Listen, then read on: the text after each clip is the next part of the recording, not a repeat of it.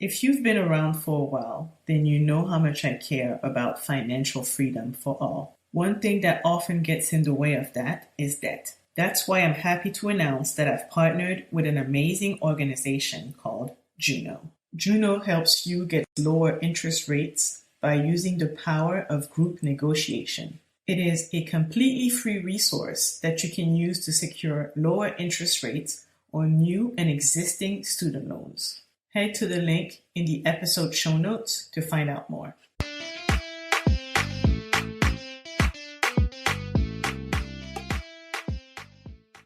This is the Dreamers Podcast, episode 14, with hospitality strategist and hotel asset manager Davonne Reaves. Today is April 27th, 2021. I realized, okay, well, y'all not going to hand me the position. That's cool. Y'all don't think I'm deserving of it. Okay, that's fine. So I'm just going to buy a hotel. So now I can create my own position. I just promoted myself. So that's the kind of mentality that I had that's led me to this point. It was more so the mentality of just being passionate about what I'm doing. And, I feel like I owe people who came before, they suffered and they struggled to help me get to where I am. Hello, world. Welcome to the Dreamers Podcast. I am Stephanie Anne-Lyse, also known as Anne-Lyse Wealth. I am a financial coach and an author. I self-published my first book, Dream of Legacy, a guide to help dreamers reach financial independence and build generational wealth. In this podcast, I'll have conversations with experts and thought leaders who dare to follow their dreams. You'll hear about their journey and their money stories. I hope it inspires you, dreamers out there, to live life on your own terms. Come on, dreamers, let's change the world! Hello, dreamers. Welcome to the Dreamers Podcast. I'm your host, Anne-Lyse Wealth. If you're a first-time listener, thank you for tuning in. And if you've been around for a while, thank you for coming back week after week. Today on the show, I'm talking to Davonne Reaves, the founder and chief hospitality strategist behind the Vonne Group. She has extensive experience in the hospitality industry, including managing a portfolio of over $1 billion in assets at some point in her career. Davonne is on the advisory board of Georgia State University's School of Hospitality. Last year, at 33 years old, along with a college roommate, she made history as the youngest Black woman to co-own property under a major hotel chain. I had a great conversation with Davonne. She shared how she got into the hospitality industry and became a hotel owner. She talks about the risks that she took along the way and the lessons learned. We dive into what makes a good hotel investor and how to find opportunities to invest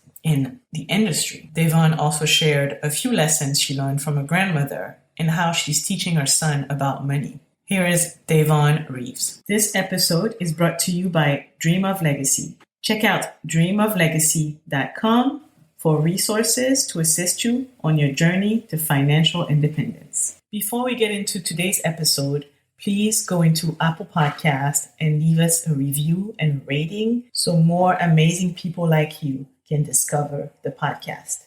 All right, let's get back to today's episode. Davonne Reaves, welcome to the Dreamers Podcast. Oh, thank you for having me, Anne-Lyse. It is such a pleasure. I'm glad we were able to work this out, and I can't wait for our listeners, the dreamers, to find out more about you and what you do.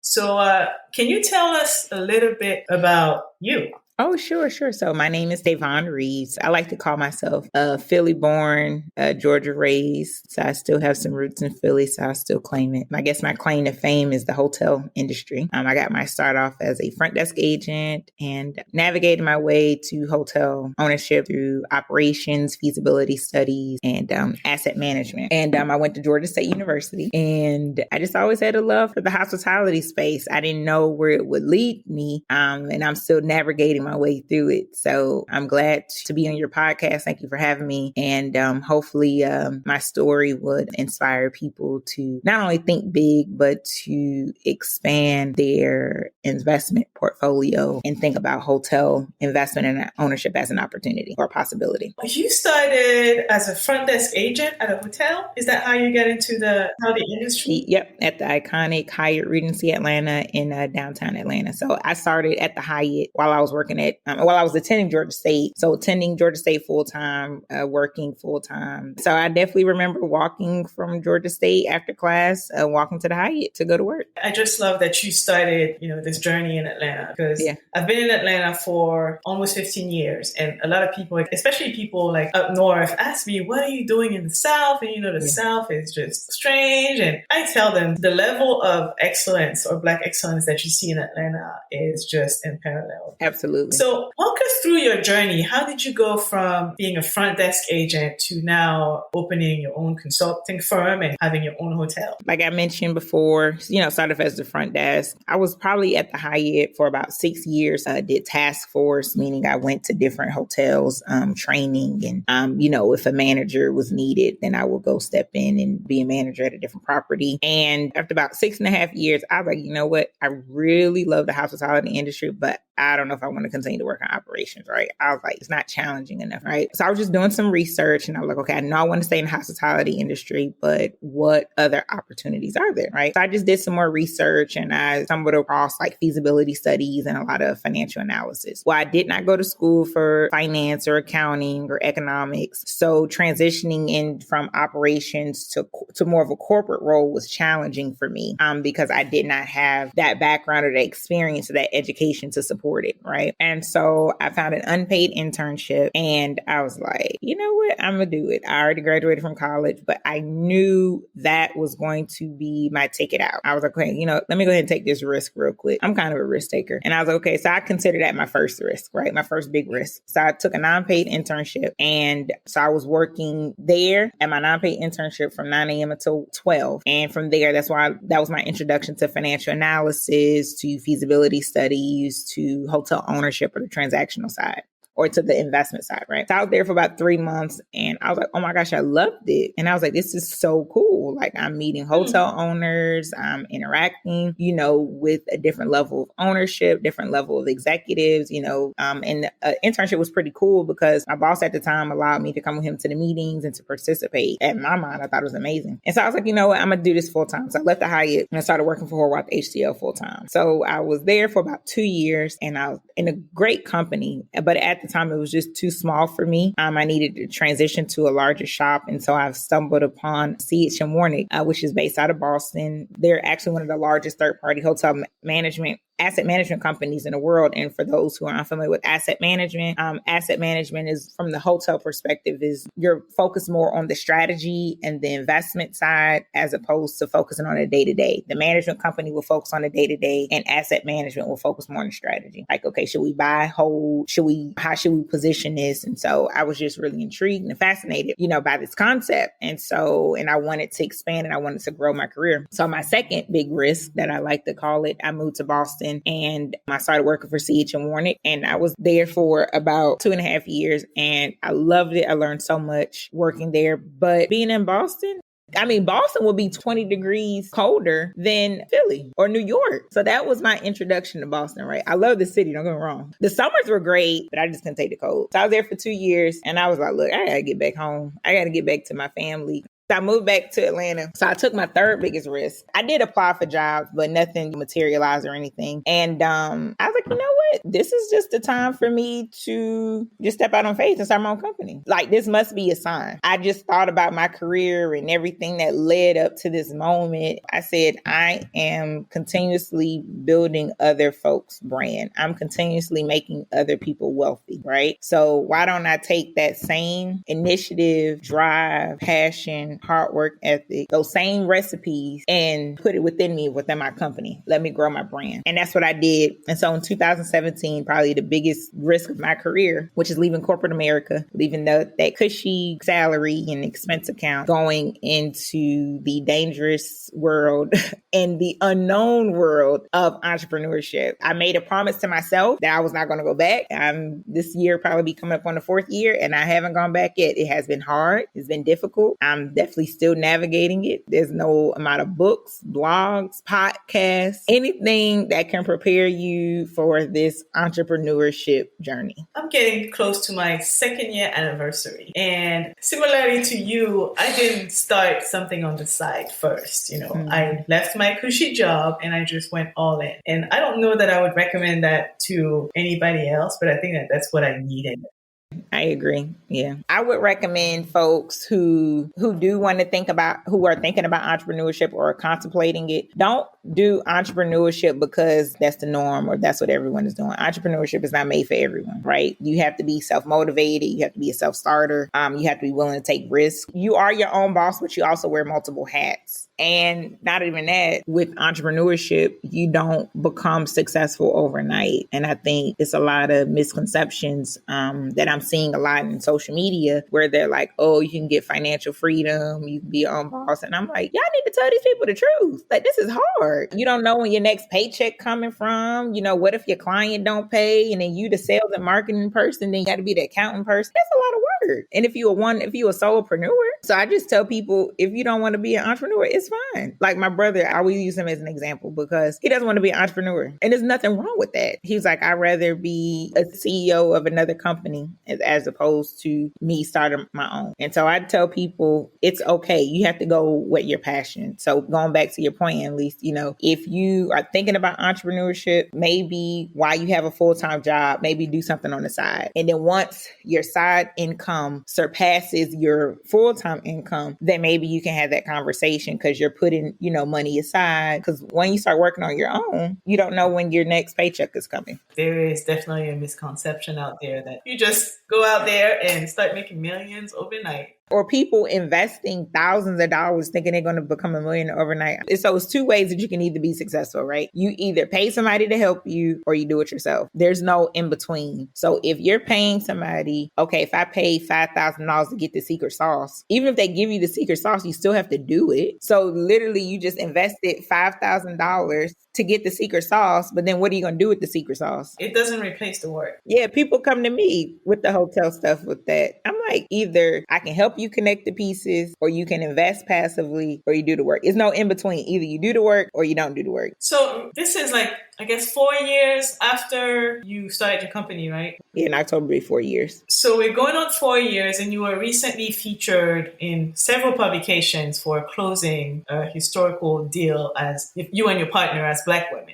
Can you talk more about that and what you guys accomplished? In November of last year, November 2020, my partner Jessica Myers and I, we partnered with another group, Nassau Investments, and we acquired an 85-room Home 2 Suites by Hilton in El Reno, Oklahoma. Congratulations. Thank you. So I started off as a Hyatt girl, but my first property that I acquired was a Hilton. So it's pretty cool. You're downplaying it, but it was like an $8 million deal, right? Yeah, it was over $8 million.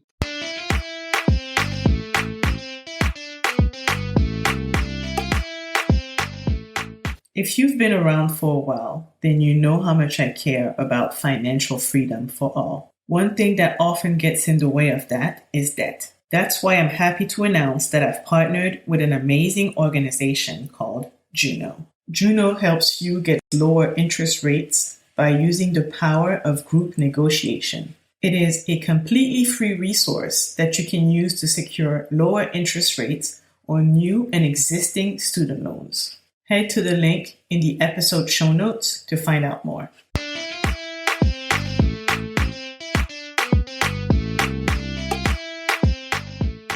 Sunday, Skincare Day, is one of the ways I keep my sanity in these crazy times. Jumino is an all-natural, Black-owned skincare brand carefully handcrafted by parents who could not find the proper care solutions to address their family skin problems. All Jumino products are made of organic and high-quality ingredients, meticulously chosen to give your skin the smooth results and the glow it deserves.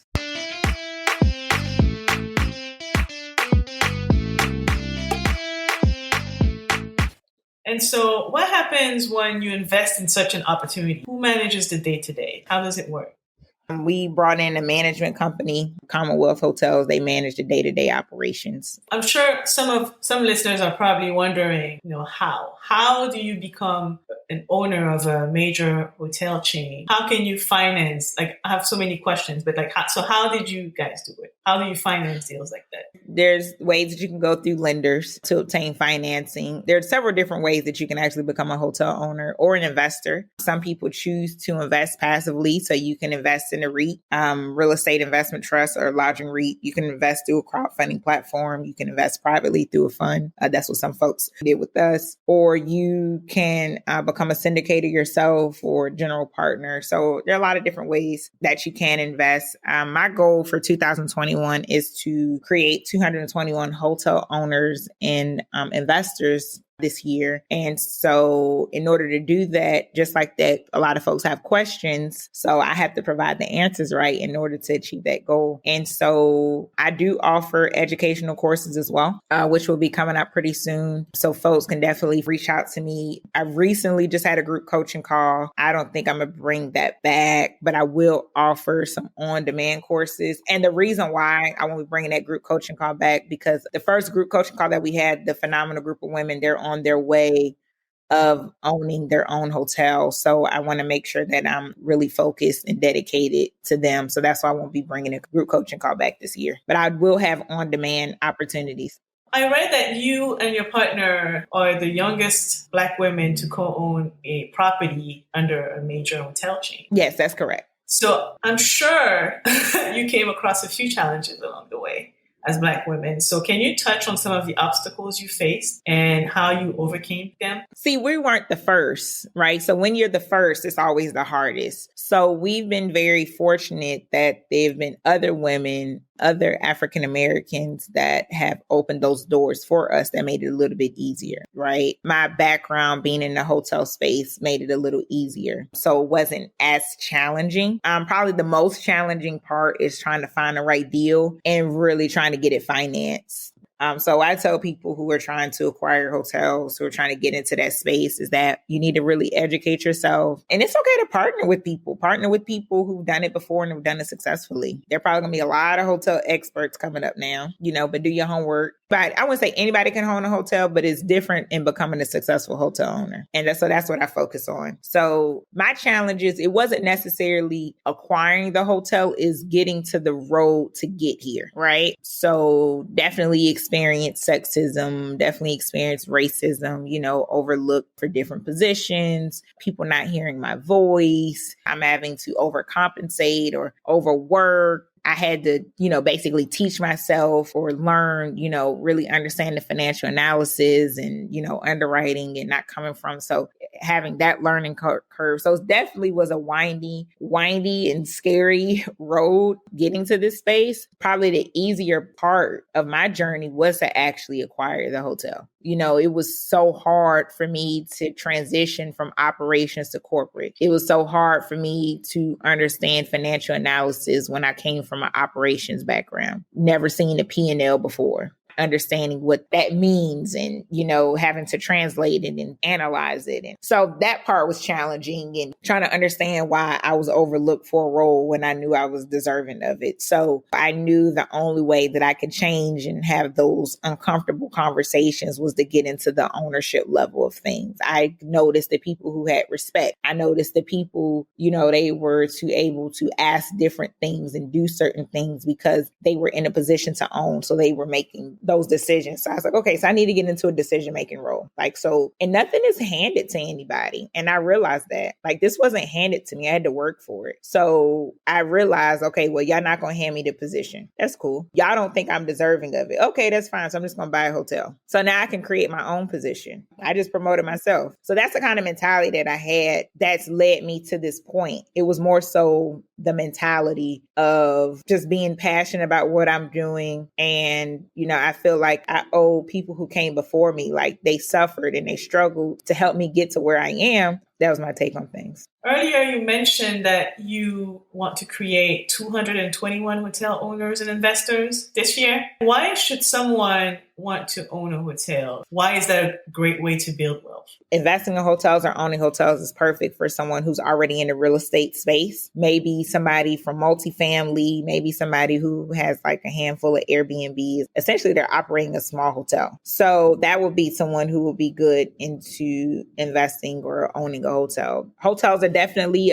they're risky, very risky asset because they're based off of nightly leases. And as you can see, when there's an economic downturn, the hospitality industry and it's hit bad. And so when I talk to people as far as, why you should invest, I always say, go back to your ownership thesis. Like, what are you looking for? Are you looking to diversify your portfolio? Are you looking to have more of a greater return? I just got off the phone with someone not too long ago, and they're looking to invest in hard assets because they focus more on stocks. Hotel ownership and hotel investing is good for a patient investor. If you're an investor who they don't mind waiting, they see like, I see the return in like 5-10 years, then you should invest in hotels. If you want something next year, that may not be the best thing for you. And it's okay. I try to be transparent. And I do get a lot of people who are like super duper excited. Oh my gosh, I want to buy a hotel. Yeah, but you don't really see your returns for like 3 years. I'm also going back to what kind of hotel asset you want to get involved. Do you want to get into more of a cash flowing asset? Do you want to get into, a buy and hold asset? So those are the things that I encourage people to think about before they step into hotel ownership, because hotels, it requires a lot of capital. It's a complex, sophisticated asset. I wouldn't recommend this for an inexperienced investor. How about that? Hotels are more for folks who are more experienced. They're just looking to diversify their portfolio. They're looking to expand it. Like, let's say somebody has like 20 houses. Now they want to get into the commercial real estate space. That'll be a good person. I wouldn't recommend somebody who doesn't know anything about real estate investing. It's too much at risk. That's great. That's great insight. What are right now some of the opportunities, especially in the current climate in the hospitality industry? I mean, there are some opportunities to invest. It is hard for some people to actually acquire because the current climate with the lending becoming difficult, even for the most seasoned investors. So I equate this time period, unfortunately, to the real estate crash about 10 years ago. So if you are thinking about getting into the hotel space, this will probably be a good time. They're more of a long-term strategy. So some people are like, I don't want to invest. Nobody's staying in hotels. Yeah, but guess what? They're going to come back and stay. Don't you want to be a part of the wave? People are a lot of times very interested in like the quick returns, but when it comes to investing, kind of have to learn to be patient. Yeah, and those are the people who I talk to. Yeah, they're like, okay, we get it. Just show me the numbers. And what's my return? Can you share maybe an early memory that you have about money? My grandma, old school, she was just like, make sure you always keep money for a rainy day. You never know what'll happen. My grandma didn't really teach us. The reason I keep referring to my grandma, because she lived the financially free life. She died with no debt. Her houses were paid off. She had multiple streams of income. Same thing with my dad. They didn't necessarily like sit me down and say, this is how you balance a checkbook. This is how you budget. I wish. And that's something I'm going to do with my son. And I encourage more people to do that. Like, teach it to your children early on so that way they can have good spending habits and good budgeting habits. So hopefully I'll be able to steer my son in the right direction and he'll be able to make better financial decisions. So your son is 2 years old? Yeah, he's 2. And so in the middle of entrepreneurship and all that stuff, you became a mother in the process? Yeah. How was that? Crazy. It's hard being a mompreneur. They don't teach you this either. So when I see the glamorous mompreneurs, I'm like, she's so staged, that photo. That is not real life. Like, it's not real.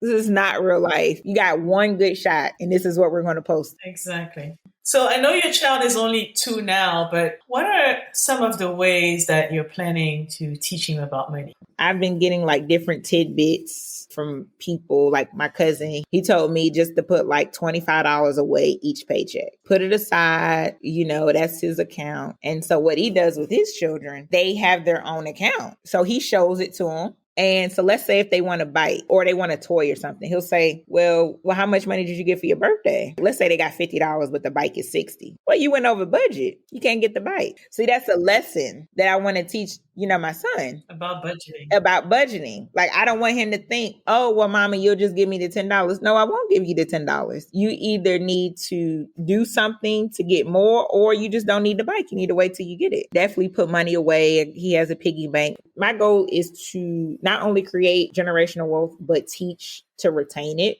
I don't want to do all this work and then not like my grandma. I want to continue my grandma's legacy. I have to make sure the taxes on her house are paid. Like, I have to, because that will be a disservice to my grandmother. Like, she bought a house when Black people could not buy a house. So I'm going to lose it. That's so important, right? Because 70% of generational wealth is actually lost by the second generation. So we put a lot of emphasis on creating it, but then we also have to spend time teaching our children how to maintain it and expand it. So it's great that it's actually already on your mind. I think because I just had a really close relationship with my grandmother. I spent a lot of summers at her house, and I have a lot of memories there. She told me it's always good to keep a paid off house in the family. That way, somebody will always have a place to stay. Because she left us 2 houses. She was like, I don't care what you do with the other house. This house right here, keep this one in the family. Because you never know when somebody is going to need a place to stay. And so I do what my grandma said. My son loves it. He loves playing out in the grass because it's a lot of yards. It's in the country. And so, when I see him running around, I'm like, oh my gosh, like, this is what my grandma meant. But I have to keep this. She worked hard for her great grandson that she only met right before she passed, but she worked hard for her great grandson to play in this grass. So I have to keep it. That's how I think. That's how I process it. That's amazing. So I'd like to end the interview with a round of rapid fire questions. Yeah. Tell me about a book that changed your perspective on life, or just one book that you read recently that was really good. I'm reading Winning Now, Winning Later. I forgot the author, but it was about like the former CEO of Honeywell. It's more of a CEO mindset kind of thing of what he did to change the trajectory of his company when he was CEO. Nice. What is one thing about money you wish you could tell your younger self? To save more and invest more, and don't touch it. Let your money grow. Good one. What's the best investment or one of the very good investment you've made in yourself so far? I bought this book called Uncloned by R.J. Richmond. It's a marketing book. Probably one of the best books I've read that allowed me to change my mindset and how I want to position my business. I took on coaches, business coaches, like a marketing coach. I joined different programs that helped me propel my business. People, they get upset when people don't invest in them, but if you don't invest in yourself, then why should anybody else invest in you? Good point. Fill in the blank. In 3 words or less, money to me is materialistic. What do you want your legacy to be? I want my legacy to be where I'm just known as a good person and I did the best that I could. And I was a good mom to Jameer. I want my son growing up saying, Mommy, you did a good job. Then I'll be happy. And that's the most important, right? Yeah. So Davonne, thank you so much for coming on the podcast and sharing all these amazing tips. I'm sure our listeners learned a lot. And you probably scared a few people away from trying to dive into something that they don't understand just yet. That's good too. And so thank you and congratulations on all of your success. Thank you. Please tell our listeners where they can find you. Sure. So find me, just go to my website, www.thevonnegroup.com, TheVonnegroup.com. All right. Thank you so much. That was Davonne Reaves. I hope you enjoyed today's episode. Coming up on the podcast in May, we have comedian and actress Carrie Coddett. I actually wrote a piece last week about Carrie's decision to bank Black for Business Insider. So make sure to check it out in the show notes and let me know what you think. Coming up in May, we also have financial educator and money yoga instructor Cleo Childress. If you're looking to build a side hustle or to scale your side hustle, we also have side hustle and money expert Janice Torres Rodriguez, the woman behind the Yo Quiero Dinero platform. Thank you for listening to today's episode of the Dreamers Podcast. You can find today's show notes and all of the links mentioned during the episode at dreamoflegacy.com. If you enjoyed today's episode, here's what you can do to support me and help more dreamers discover the podcast. Leave a review on Apple Podcasts or wherever you listen to podcasts. I read every single review and I'll select one review to read on the podcast every month. Subscribe to the podcast so you never miss an episode. Share the podcast with your family, friends, and coworkers. And if you really enjoyed today's episode, tag me on Instagram at thedreamers.podcast and let me know what you liked about it. All right, dreamers, that's it for today. I will see you back here next week for another episode of the Dreamers Podcast. Okay, dreamers, time to build this legacy. This podcast is for general information purposes only. It is not intended to provide any tax, legal, financial planning, insurance, accounting, investment, or any other kind of professional advice or services. Please consult with an appropriate tax, financial, or legal professional to receive appropriate advice based on your situation.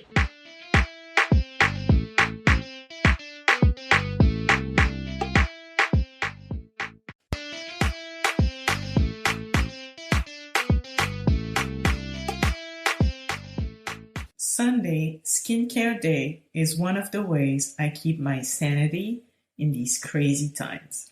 Jumino is an all-natural, Black-owned skincare brand carefully handcrafted by parents who could not find the proper care solutions to address their family skin problems.